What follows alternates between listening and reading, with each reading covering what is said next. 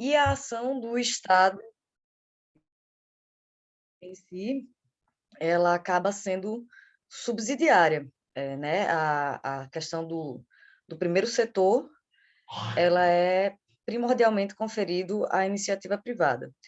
E o Estado ele tem a ação, ele age no domínio econômico por meio de ações diretas, como, por exemplo, a instituição de empresas públicas e sociedades de economia mista, para intervir diretamente no domínio econômico, com o exercício de atividade econômica, né, a qual, como mencionado, ela é primeiramente conferida aos particulares, mas em casos de segurança nacional e relevante interesse público, o Estado pode executar diretamente a atividade econômica. E a intervenção do Estado, ela se revela por formas indiretas pelas quais o Estado regula a ação, regula o mercado, como, por exemplo, por meio de fomento público ou das próprias agências reguladoras, que têm o objetivo de normatizar alguns serviços e algumas atividades que foram concedidas. Então, Então, candidata, a diferença seria, por favor, prossiga. na sua visão, o Estado intervém no domínio econômico quando presta atividades que são da iniciativa privada e atua no domínio econômico quando age indiretamente sobre ele por meio de fomento, por meio de regulação, é isso? Isso, Excelência, isso mesmo. Tá. Candidata, então, nesse sentido, qual seria o conceito de serviço público e quando o Estado executa um serviço público, presta um serviço público, ele está atuando ou intervindo? Excelência, o conceito de serviço público, ele, de certo modo, se aproxima a atividades de cunho econômico, porque ele traz prestações materiais de interesse da coletividade, mas que podem ter alguma forma de troca econômica, como, por exemplo, um serviço de educação ou um serviço de saúde, que, se prestado pelo Estado, caracteriza serviço público, mas pode ser uma atividade econômica desenvolvida pelo particular em regime concorrencial, porque tem retorno econômico à prestação desses, desses serviços.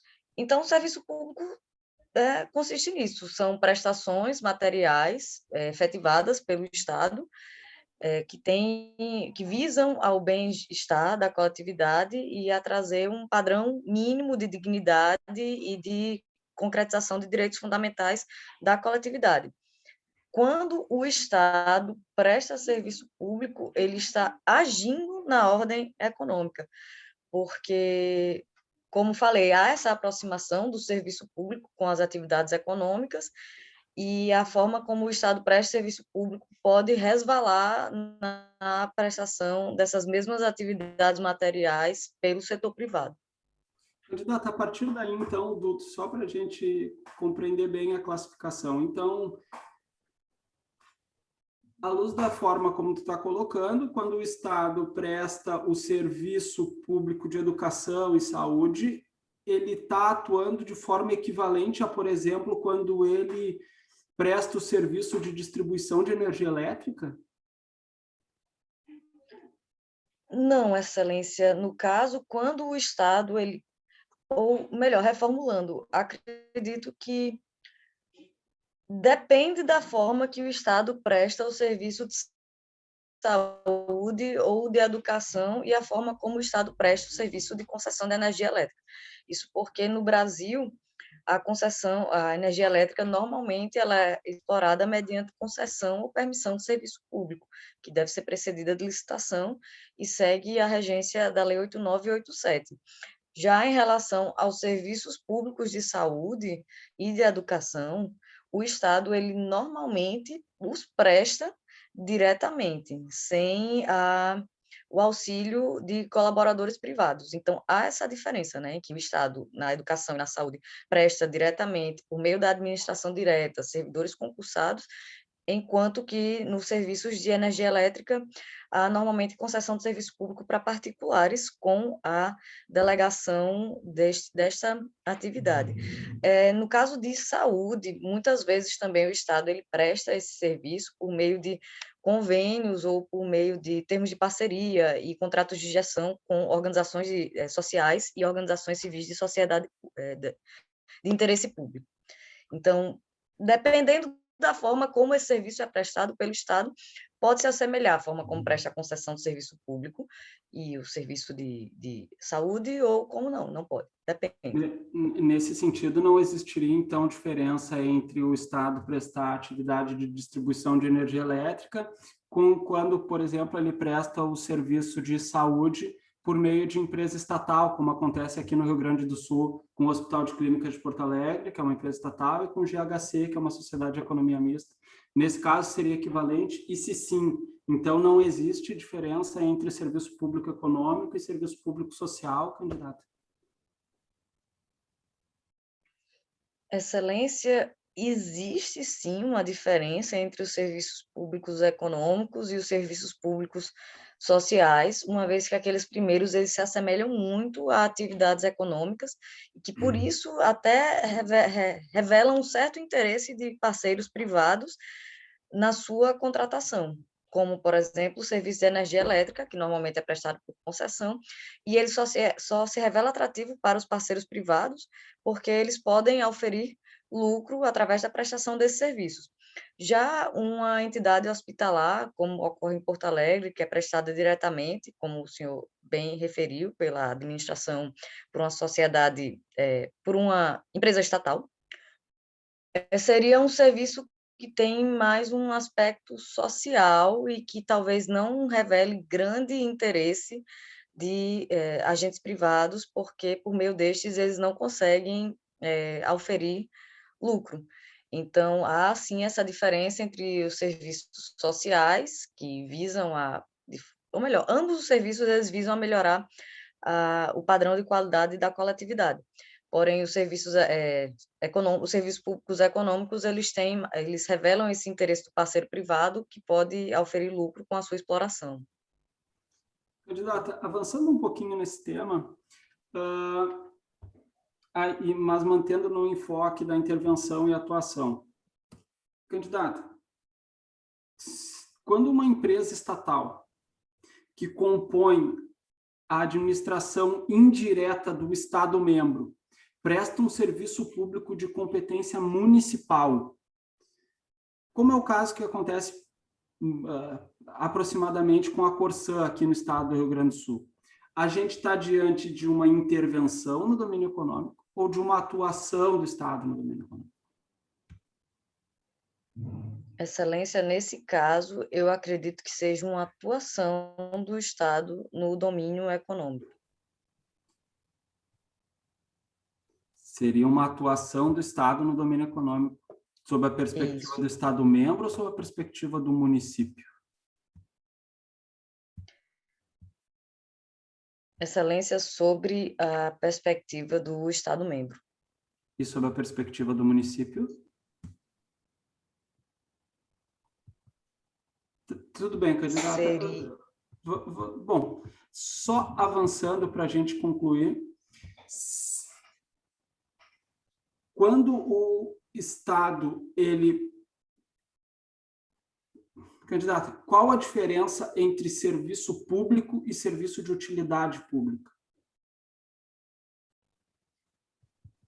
Excelência, o serviço público, como referido, normalmente são prestações estatais, algumas delas com previsão constitucional, e que tentam trazer o bem-estar à coletividade. Ele não é a mera soma dos interesses privados, mas é o aspecto coletivo dos interesses sociais. O serviço de utilidade pública consiste em prestações que não necessariamente são prestadas pelo serviço público, que podem ser executadas por particulares, mas que também trazem um benefício coletivo. Satisfeito, candidata. Aff, Maria, que horror. Puta merda. Que horror, que negócio é esse de intervenção, de atuação, de não sei o quê? Ainda... Gente, rapidinho, eu acho que eu faço assim, como vai estar gravado, então eu vou fechar aqui e eu vejo depois e qualquer coisa, se eu tiver alguma coisa para falar pro pessoal, eu falo por escrito.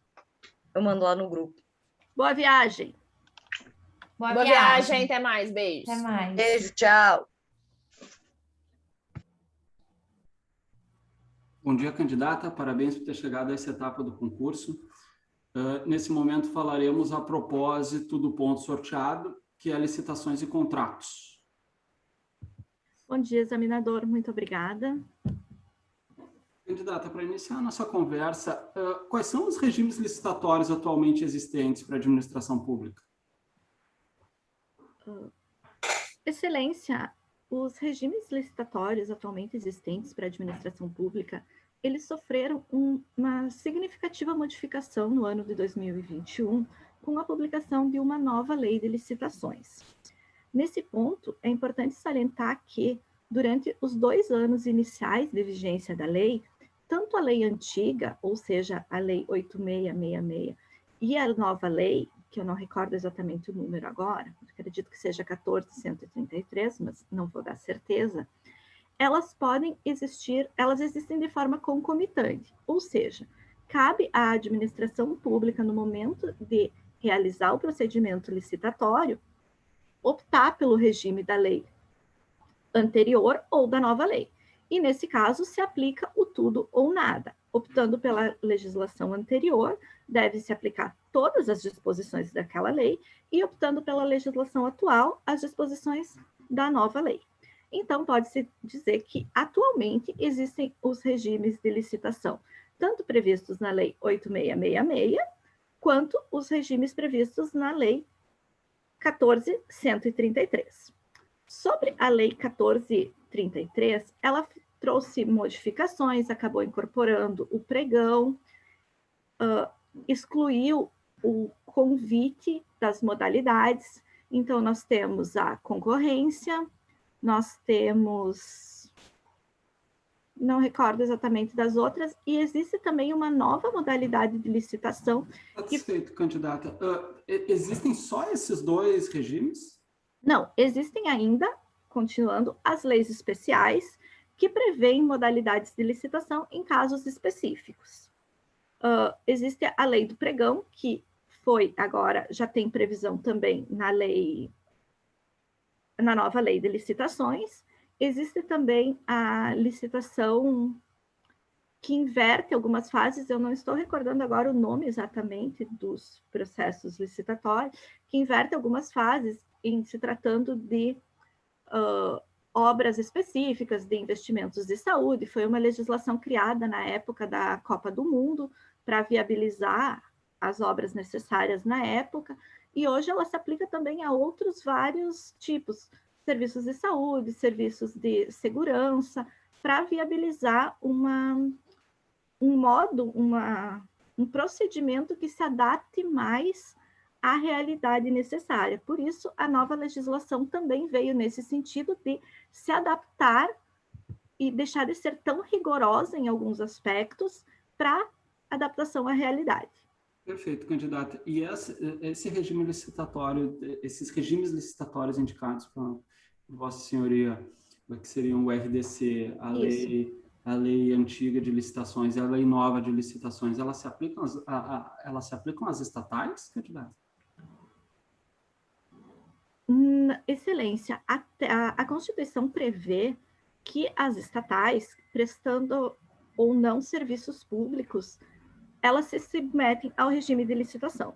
Então, é preciso fazer a diferenciação entre uma empresa estatal que presta serviços públicos, como seria o caso dos Correios, que ela precisa seguir o regime de licitação aplicado à legislação, à administração direta, por deter monopólio estatal, por ser considerada uma entidade sui generis, e no caso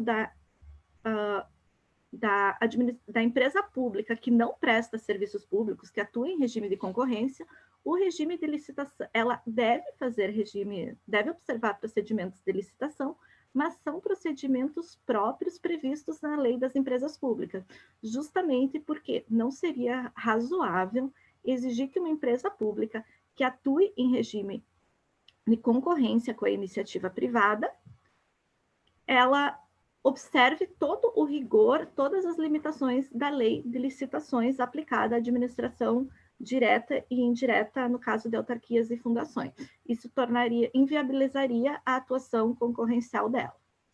Então, candidata, uma empresa estatal que atua em regime de monopólio se submete a uma legislação de licitação e uma estatal que atua no campo concorrencial se submete a outro regime licitatório, é isso? Isso, excelência. Candidata, me elenque 3 traços distintivos entre o regime jurídico licitatório de contratação previsto na lei das estatais, na 13.303, comparativamente à lei 8666. Excelência, em relação a essa diferenciação, podemos citar a diferença de valores, a diferença de objetos que são necessários observar ou não a licitação. As hipóteses de dispensa também são diferentes. As hipóteses de dispensa também são diferentes, candidata? Sim, excelência. Candidata, avançando então nessa linha de procedimentos licitatórios, em que consiste o procedimento de credenciamento? É possível a inserção nesse procedimento de critérios de disputa? E me dê exemplos de casos em que o procedimento de credenciamento é adequado.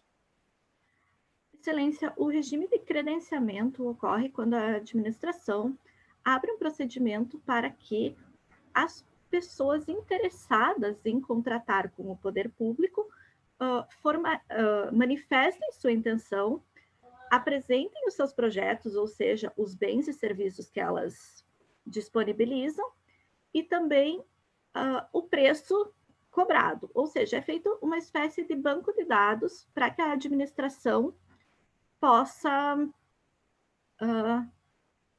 contratar da forma mais vantajosa, seguindo o objetivo da licitação, que seria uma compra de menor preço, atendendo ao necessário para o objetivo do contrato, e também a celeridade, visto que com o credenciamento de todos os prestadores de serviços interessados, haveria uma rapidez em não precisar observar os prazos de convocação, apresentação de propostas, leitura de propostas.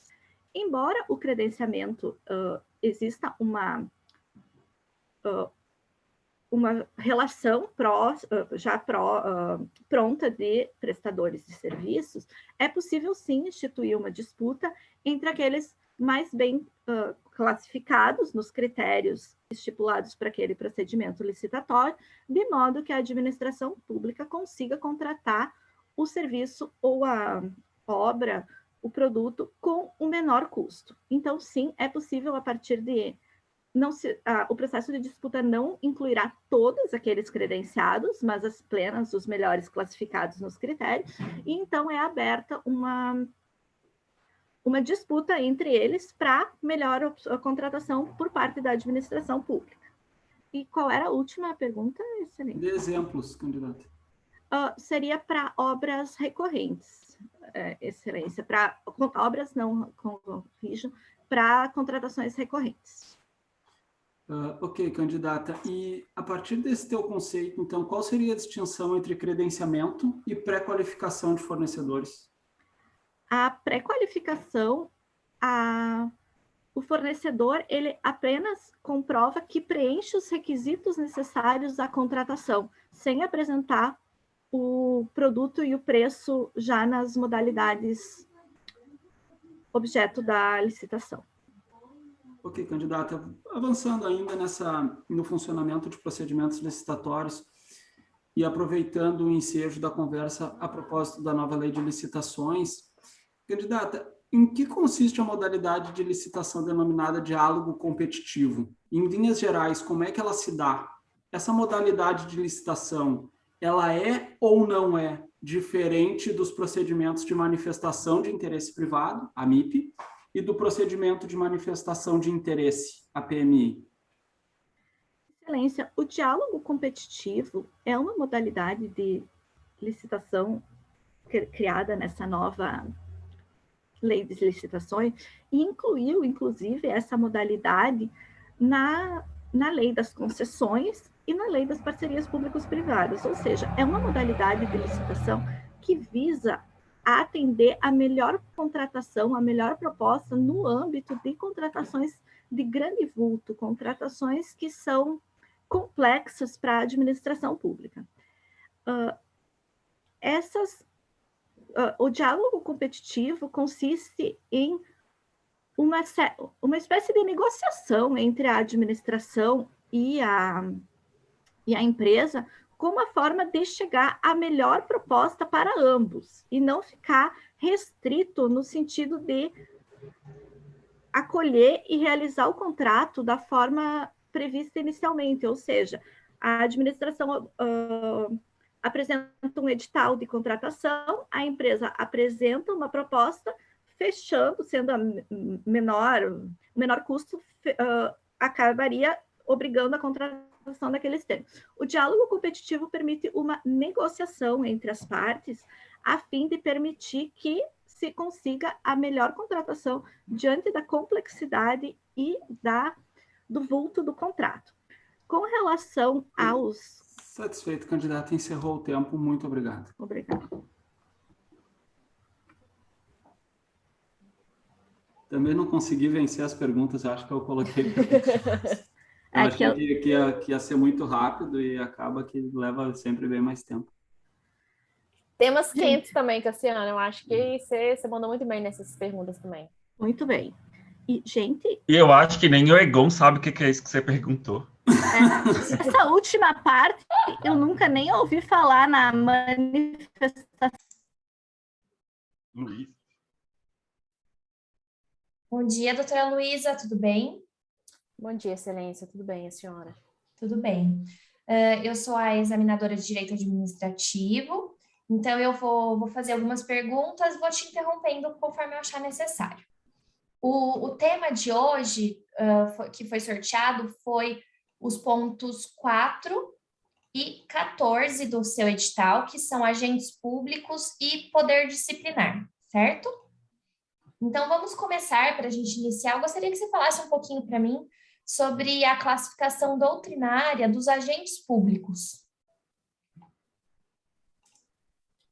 Excelência, os agentes públicos, eles podem sofrer uma diferenciação, primeiro, em razão do regime de contratação. Se o regime for um regime estatutário, notadamente quando a contratação pelos entes da administração direta, eles são chamados de servidores públicos. Em se tratando de servidores contratados pelo regime da CLT, notadamente na administração indireta ou nas autarquias, eles são chamados de empregados públicos. Além disso, podemos citar os agentes honoríferos, que são, por exemplo, que atuam no júri, que são chamados a colaborar. Podemos também falar dos agentes políticos, notadamente chefes de Estado, alguns ainda incluem a magistratura e o MP. Podemos também falar de agentes temporários, que são os servidores contratados em regime temporários, né, daquela previsão do artigo 37 da Constituição Federal. Também temos os agentes delegados, que pode ser em regime dos cartórios, que são trabalhados por delegação, os serviços públicos por delegação. Basicamente... Candidato, estou satisfeita. Eu gostaria, você mencionou dos agentes políticos, né? Gostaria que você discorresse um pouquinho mais para mim sobre os agentes políticos e você disse que alguns entendem que os magistrados são. Eu gostaria de saber o entendimento do STF, se os magistrados e os membros do Ministério Público são agentes políticos.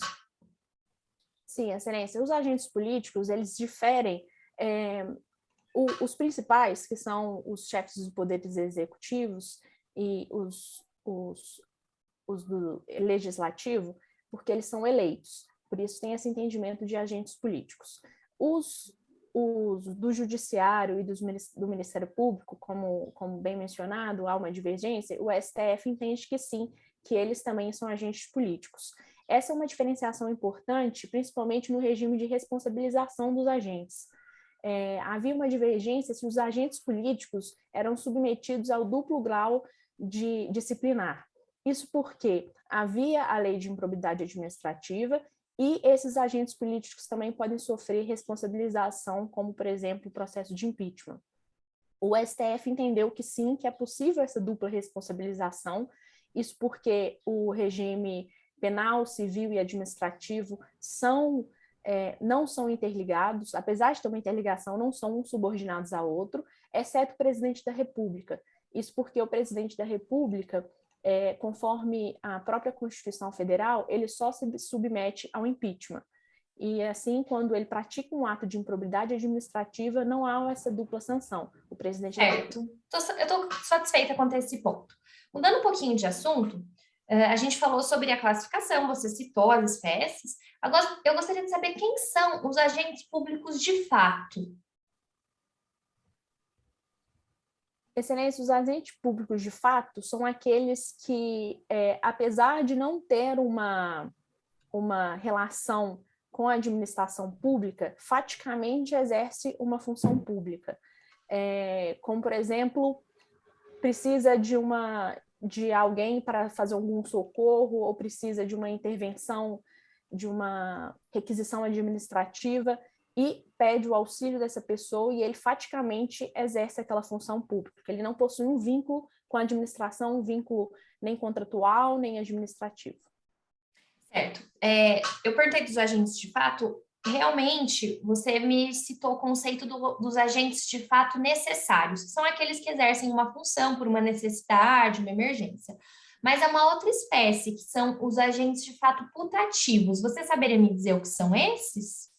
Sim, são agentes que eles, da mesma forma, não possuem essa relação, mas o servidor, o administrando, ele está ali numa posição que parece que ele é servidor. Então, há uma confiança de quem está procurando aquele serviço, de que ele é sim servidor. Apesar disso, ele não tem nenhuma função, ele não está ali em nome da administração. Entretanto, em razão da confiança legítima e da teoria da aparência, os atos, tem entendimento que os atos deles seriam inexistentes. Entretanto, a doutrina aponta que esses atos podem ser, sim, válidos em razão da teoria da aparência. Ele aparenta ser um servidor público, ele exerce ali uma função, entretanto, não tem esse vínculo nenhum com a administração. Então, o Estado pode ser responsabilizado por um ato de um agente de fato putativo? Sim, excelência, certamente. Isso porque caberia ao Estado fiscalizar quem são essas pessoas que agem em nome do Estado, por que essa pessoa está ali naquele lugar aparentando ser um servidor público, pode ser, inclusive, de uma nomeação que foi invalidada, ou pode ser de alguém que finge ser um servidor público, e cabe ao Estado, sim, responsabilizar por isso em razão dessa negligência de fiscalização. Certo. E o usurpador de função pública, ele pode ser considerado um agente de fato putativo? Ele teria esses mesmos efeitos jurídicos de responsabilização do Estado, por exemplo? O usurpador de função pública, ele pode cometer, inclusive, um crime. Muitos entendem que o ato dele seria completamente inexistente, não teria nenhuma validade, nenhuma eficácia. Entretanto, em razão da série de cadeias de ato que esse agente pode ter agido e pode ter gerado consequências, pode sim ser considerado válido os atos praticados por ele em razão da boa-fé e da segurança jurídica. Em relação, voltando um pouquinho ao agente de fato, você comentou que, por exemplo, pela negligência do Estado, ele deveria ser responsabilizado pelo ato, mas a responsabilidade do Estado é objetiva. Então, se no caso concreto não houver negligência do Estado, não houver qualquer tipo de culpa lato sensu, ele pode ainda assim ser responsabilizado por um ato de um agente de fato? Sim, excelência, essa responsabilidade é objetiva e há uma presunção de que houve essa negligência, não precisa nem de provas. A culpa, né, ela deve ser verificada só em ação de regresso, caso o Estado entre com alguma ação para ressarcir do servidor putativo, do servidor que agiu ali em nome, para buscar um ressarcimento. Certo. Mudando um pouquinho de assunto, o Estado do Rio Grande do Sul, ele pode contratar por concurso público empregados públicos para trabalhar na administração direta? Excelência, não pode. A administração direta, ela se submete ao regime estatutário, caso seja servidores públicos, ou pode ser em regime contratual quando se trata de servidores temporários. Isso porque a Constituição Federal, ela estabelece o regime único de contratação, e no estado do Rio Grande do Sul, esse regime único de contratação é o regime estatutário. Certo. E se fosse uma autarquia na administração indireta, isso seria possível? Sim, excelência, isso seria possível, inclusive é um entendimento do STF, que as autarquias podem sim contratar pelo regime da CLT. Muitas autarquias, como por exemplo os conselhos federais, contratam pelo regime da CLT, e isso aplicado em regime de simetria também poderia ser aplicado no estado do Rio Grande do Sul. Certo. Mudando também mais um pouquinho de assunto, vamos falar um pouquinho agora sobre o poder disciplinar, já que a gente está falando de agentes públicos. O poder disciplinar, ele é discricionário? Eu queria saber sim ou não e por quê. Excelência, há uma divergência nesse ponto em razão de poder ferir a isonomia, caso fosse uma discricionariedade lata. Essa discricionariedade, ela envolve não se o Estado irá punir ou não o servidor. É discricionário somente no sentido da qualidade da pena, da extensão da pena. Então, o dever... Certo. Então, eu gostaria de saber se um agente público ele pratica um ato que é punível com demissão, a autoridade administrativa pode aplicar uma pena diferente, uma pena de suspensão por circunstâncias atenuantes? Excelência, não. Esse foi um entendimento recente do STJ, de que caso haja apenas seja a punição, seja a demissão, não pode haver uma discricionariedade. Certo. E se for ao contrário? Agora, se for um ato punível com suspensão, por exemplo, aí poderia ser convertido para multa? Ou é a mesma coisa? Se demissão, você me falou que não pode, tem que ser demissão por entendimento do STJ. Mas se fosse uma suspensão, poderia ser aplicada uma pena de multa? Excelência, o Estatuto do Servidor, ele inclusive tem essas previsões de que, dependendo do grau da suspensão, é possível haver a conversão para a multa, inclusive com descontos em dias de trabalho, e essa conversão é possível sim ser feita. Certo, estou satisfeita, candidata. Muito obrigada. Obrigada. Olha, não foi uma prova muito Egon, mas foi a minha prova da PGE São Paulo. Nossa Senhora! Com exceção das coisas, dos entendimentos novos que eu acrescentei, mas foi a minha prova da PGE São Paulo. É mesmo? É umas coisas assim que você tem que saber, entendeu? E você não vai lembrando das classificações. Mas você falou todas. Falei você falou certo? Todas as classificações, falou certinho. Quando você falou os agentes delegados, eu falei, nossa, ela lembrou todas. Ai, que bom. Pelo menos todas. Eu peguei aqui a do Eni Lopes Meirelles, que é a mais ampla, assim, e você falar dele. E eu pus aqui a do Celso Antônio Bandeira de Mello. Eu pus o Celso Antônio Bandeira de Mello e pus o Eni Lopes Meirelles. E na PGE São... E assim, por que eu trouxe isso? Porque na PGE São Paulo, eu tentei tanto me preparar conforme o examinador, artigo do examinador, não sei o que lá, e me fizeram perguntas básicas. E essa é uma pergunta básica. Então, e por isso que eu resolvi trazer, não é uma arguição muito ego. Não, perfeito. A gente não sabe o que ele vai querer fazer. Exato. Exato. E foi assim, São Paulo, eu fui esperando uma coisa e foi totalmente outra, eu me surpreendi, por isso que eu falei, como o Cassiano já foi o Egon, eu vou ser mais racional. Foi muito bom. Ficar procurando, às vezes, né, a gente especificar tanto assistindo o podcast e esquecer de estudar coisas muito básicas, assim. Ô, Lu, a única coisa que eu acho que você respondeu errado, mas eu posso estar enganada, pode ter alguma jurisprudência, é que o usurpador de função pública não gera responsabilidade para o Estado. Porque ele está praticando má fé, você falou certo, é um crime. Então, pelo que eu encontrei aqui, não gera responsabilidade. O agente, de fato, sim, mas o usurpador de função pública, não, porque os atos dele são considerados inexistentes. Não. E a postura, o que mais você achou, Dani? Não, achei ótimo, achei que Tá você foi bom? super calma, você deu uma pausa, né, gente? Não foi? É que a gente ótimo, fica prestando atenção na resposta. Então, deixa eles falarem da postura, mas da minha parte, eu achei perfeito. Assim. Eu achei maravilhoso. Você falou, você já adiantou, era uma pergunta dos magistrados do Ministério Público, você já adiantou, você falou o entendimento correto do STF, que eu tinha colocado aqui. Os agentes públicos de fato, você não falou dos putativos, mas eu perguntei, você sabia o que era. Deixa eu ver aqui. A única coisa que eu fiquei um pouco em dúvida agora é de contratar servidores seletistas para autarquia. Não pode. Ela falou bonitinho, ela acertou. Então, você falou, depois que você falou dos conselhos de classe, eu falei, não, é verdade, os conselhos de classe podem. Uhum. Mas, por exemplo, para o regime próprio de previdência, que é uma autarquia, que eu saiba, não pode, tem que ter o regime jurídico único. Eu acho que é exceção o conselho profissional, e eu coloquei Eu como acho que regra. o conselho profissional é exceção, eu acho que a regra é que não pode. Não Foi o que eu pode. coloquei aqui, mas eu não coloquei a exceção, porque eu não tinha me lembrado. Olha que coisa, seria um ponto extra.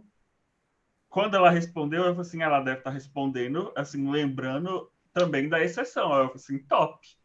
Não, mas eu acho que ela só falou a exceção. Ela falou, eu perguntei, as autarquias podem contratar? Você falou em regra, sim. não. E, na verdade, aqui em regra, não. Tá certo. E essa é a exceção, mas essa exceção eu não tinha nem lembrado, eu tinha nem colocado aqui, Eu nunca nem entendi o porquê dessa exceção. Eles criam regra para conselho profissional. Eles têm um monte Gente, é umas exceções nada a ver, que nem a OAB. Tipo, não. A OAB é mais exceção de algumas ainda. Coisas, mas de outras. Não, é uma loucura. A OAB, ela se beneficia de tudo que puder se beneficiar e não ganha o ônus de nada que teria. Exato. Essa aí, a Luísa, foi na exceção e quando a gente estava fazendo a arguição, ela me fez essa pergunta. Eu respondi dizendo, não, as autarquias não podem, e aí ela veio com a exceção. Com a exceção. Já tô aqui. Bumerangue, tudo que vai e volta, boa. Mas foi legal, achei que foi muito bom. Muito bom. Não, então muito tá. bom. Obrigada, gente. Se aos poucos você foi lembrando da classificação, você foi falando, eu via que conforme você ia lembrando, você ia falando, e foi ótimo, é assim mesmo. Não, foi muito bom, e foi numa tranquilidade, assim, era uma sensação de, nossa, ela super sabe tudo. Tava e por dentro, suando, tremendo. No começo, você gaguejou-se um pouquinho, no comecinho só, quando você começou a falar, mas aí eu vi que você foi lembrando, você já estabilizou. Foi ótimo. Depois você assiste. Obrigada, gente. O Lula Livre está aqui agora para fazer a avaliação. Eu vi a visita ilustre do Thales também. Eu vou chamar a minha vote nulo para ser feliz. Ô, Dani, naquele negócio de converter a multa para suspensão, pode? Perfeito, você falou do estatuto, tava no meu espelho aqui. Pode, isso é previsão do estatuto e tem no estatuto do Rio Grande do Sul. Tá, não. Tem, eu peguei. Perfeito. Nossa, quando você falou, eu falei, nossa, ela deu de placa agora. Ai, que bom. Foi muito bom, parabéns. Foi muito bom. Quando você falou do Lula livre, minha cadelinha fugiu, minha irmã. Peraí, eu vou tentar pegar ela. Oh, meu Deus. Ô, Thales, agora é você. Ele tá enrolando. Já dá um abraço carinhoso de boa sorte e vamos lá. Bora. O Uber tá pronto para fazer uma... uma nega véia aí, Uber. Vamos lá. É a minha irmã. Aqui. Trenzinho. Apaixonei. Pronto, Thales, dá tchau pra ela que você vai começar. Para de enrolar. Agora... Tu não vai poder levar ela lá no dia. Não vai poder, vai dar um incentivo. Bom, iniciando. Peraí, deixa... Calma. Tá.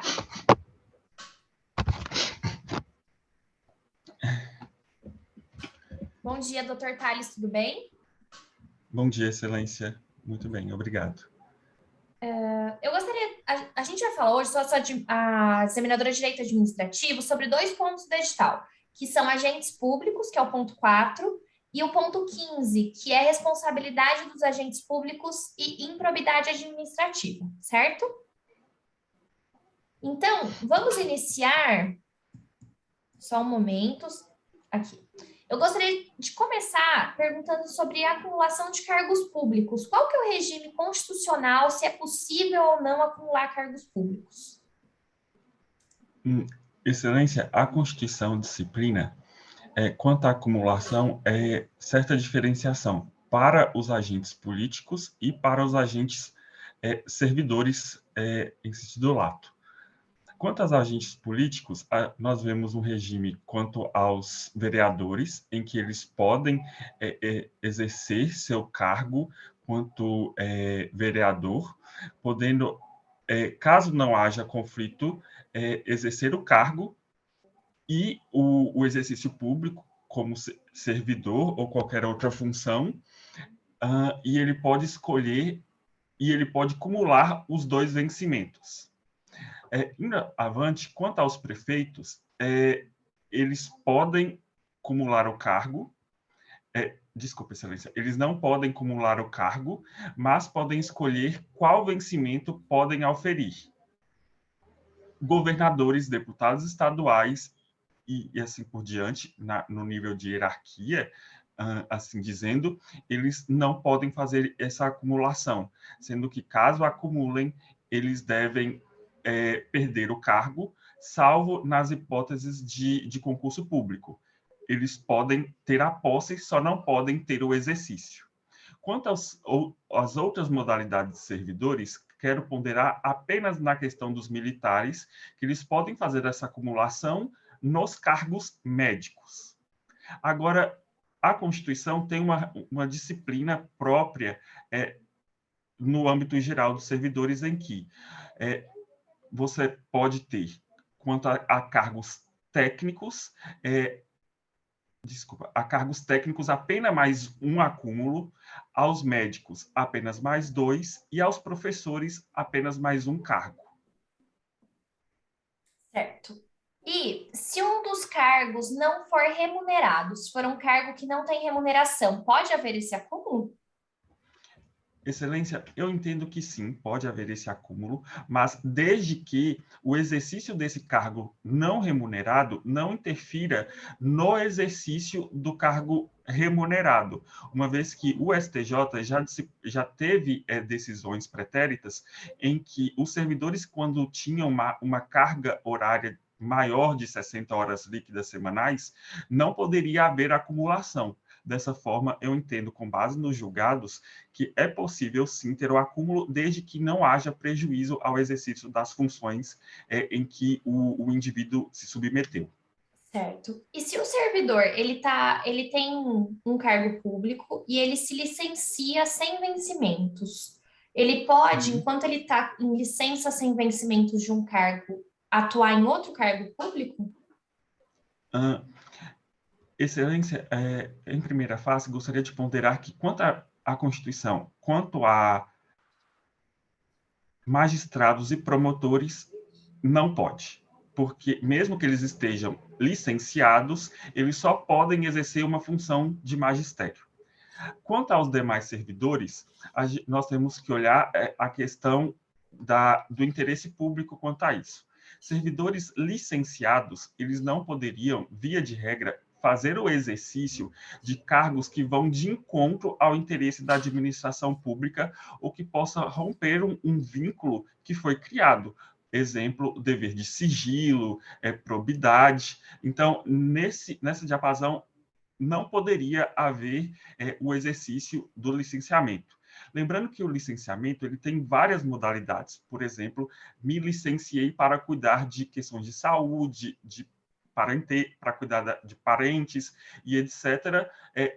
Aí não há que se falar em cumulação, já que essa licença foi vinculada a uma outra finalidade específica. Nesse caso, não podemos falar que teria a possibilidade de um exercício de outra atividade.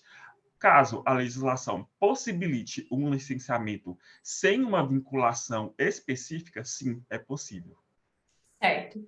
E a Constituição, o texto da Constituição fala aqui, eu vou ler para você o inciso 16 do artigo 37. É vedada a acumulação remunerada de cargos públicos.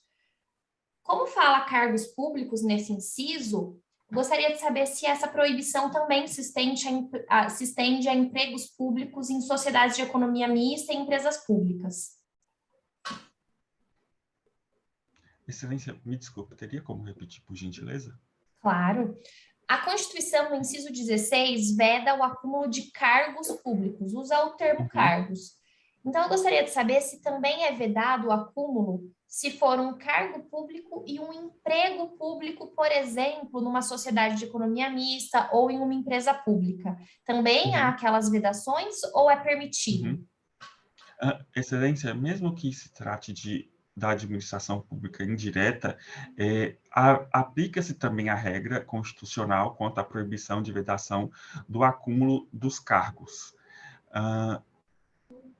Sim, mantenho minha resposta afirmando que aplica-se a vedação, salvo nas possibilidades em que haja a possibilidade de cúmulo, mas assim a regra geral, constitucional. Certo. E mudando agora um pouquinho de assunto, eu gostaria de saber, agora vamos falar um pouquinho sobre o teto remuneratório. Em relação ao acúmulo de cargos públicos, como que ele se dá, o teto remuneratório? Em uma perspectiva maior, nenhum servidor dos poderes, tanto estadual, federal e municipal, não podem superar o teto estabelecido pelo STF, ou seja, o próprio subsídio dos ministros do STF. A Constituição tem essa disposição e elenca algumas exceções, via de regra, as indenizações, já que essas podem somar e passar desse teto. Então, quanto à questão do acúmulo de cargos no que tange ao teto, correto, Excelência, a pergunta? Sim, exato. Nós temos, de forma bem sucinta, o teto máximo e subtetos dentro dos poderes, algumas exceções quanto a vereadores, procuradores, defensoria pública. Temos a possibilidade de criar um subteto desde que seja 90,25%. Pode tirar a tua pergunta, por favor, candidato. Eu gostaria de saber como funciona especificamente no acúmulo de cargos. Esse teto, ele é individual ou é geral? O STF já disse que você pode acumular os cargos, porque essa remuneração, porque quebraria o princípio da isonomia e haveria um locupletamento ilícito do Estado, uma vez que você poderia exercer uma atividade e na outra não ser remunerado para isso. Você estaria prestando um serviço gratuito para o Estado. Logo, deve-se fazer uma análise distinta. Tudo bem, vamos passar para um próximo. Agora, se é o caso, por exemplo, de um casal, os dois possuem cargos efetivos na administração direta. Um dos cônjuges falece e deixa uma pensão por morte. Nesse caso, o servidor que ainda tem a sua remuneração da ativa, ele pode receber essa pensão por morte? Há alguma diferenciação em relação ao teto, no caso de remuneração da ativa e pensão? Sim, Excelência. Há essa diferenciação e deve-se respeitar o teto do STF, tendo em vista que cargo mais cargo não existiria essa limitação, mas quando há um cargo e algum outro vencimento previdenciário a ser recebido, aplica-se essa vedação conforme o entendimento da Suprema Corte. Perfeito, estou satisfeita. Vamos falar um pouquinho sobre improbidade.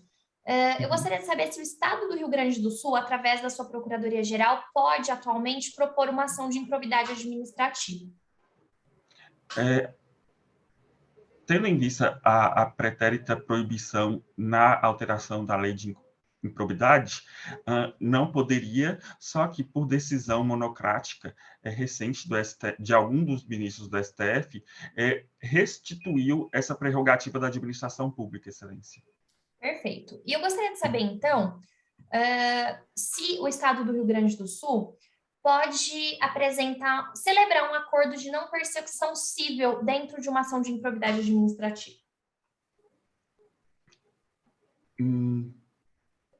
Entendo que sim, Excelência, porque essa foi uma das alterações trazidas pela Lei de Improbidade Administrativa, em que visa coibir por um negócio contratual dentro da administração pública o interrompimento de atos improbos face à administração.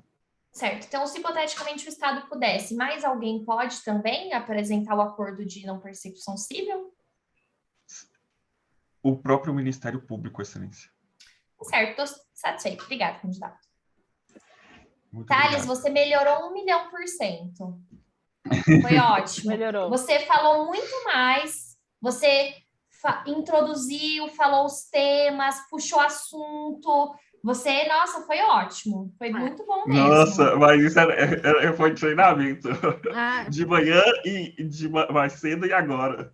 Não, muito mas foi bem. muito bom mesmo, melhorou muito, porque assim, da outra vez que eu tive a Gui, você falava muito rápido e pouco. Você só respondia o que eu perguntava. Agora, eu, tipo assim, eu tinha 11 perguntas para fazer para você, acho que eu fiz 7, porque você falou muito mais, e eu deixei, porque você estava falando. Então, assim, todos nós temos essa questão de parecer nervoso, de às vezes dar um assim, mas isso é normal, isso não importa. Se você responde a pergunta, você reformular, você falar, não importa, o que importa é o conteúdo.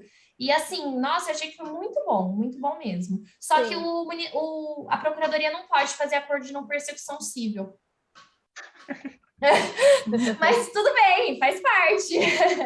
E, Otales, eu acho que só entra aquilo que a Dani falou na primeira vez, que é, quando você sabe muito, você fala muito rápido. Quando você não sabe, você fala devagar. E aí dá esse...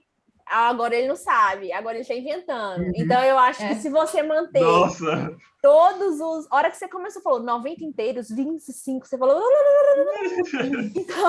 Então, eu acho que assim, se você manter o seu ritmo, dá para dar uma amenizada nas partes que você não sabe. Nossa, assim, por mais... Eu não sei se eu sabia ou não as outras, mas nessa eu fiquei, gente... Posso E ter aquela 3 lei minutos?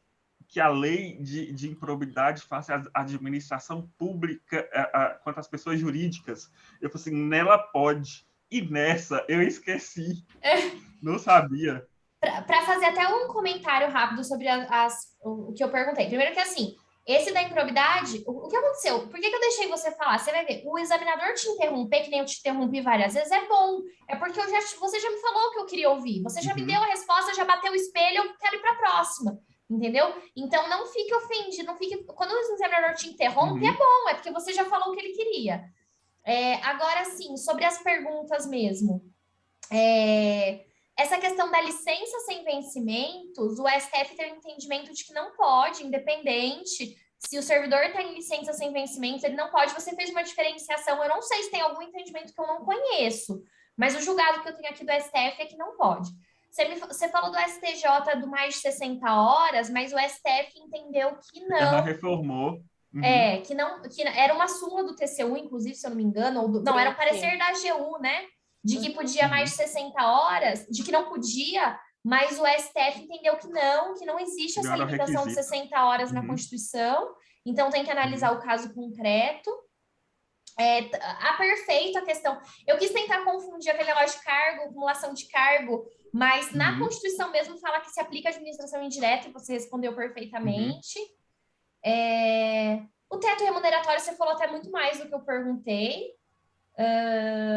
Da pensão, perfeito, repercussão geral recente, não pode mesmo, aplica o teto à soma.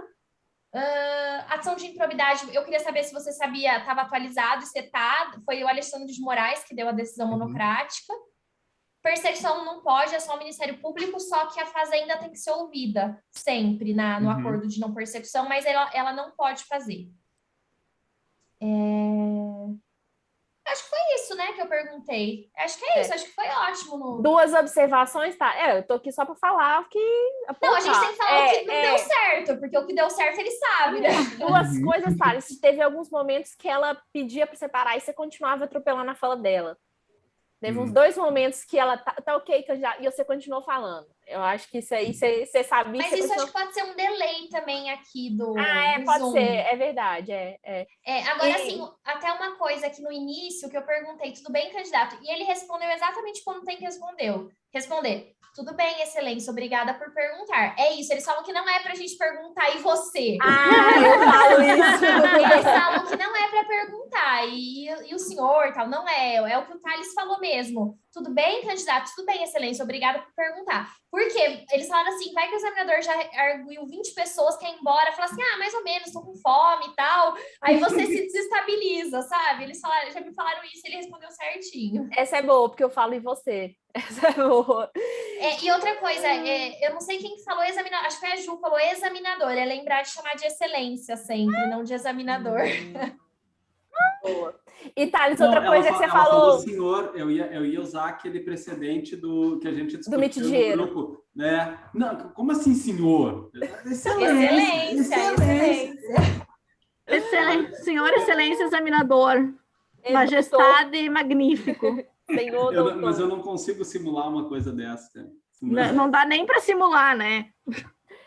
Thales, aí teve uma hora que você falou assim, decisão monocrática de um dos ministros.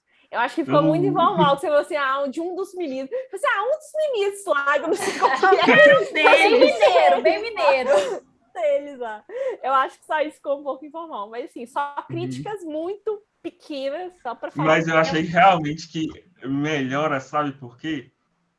Eu vou só pausar a gravação para não ficar muito grande, rapidinho.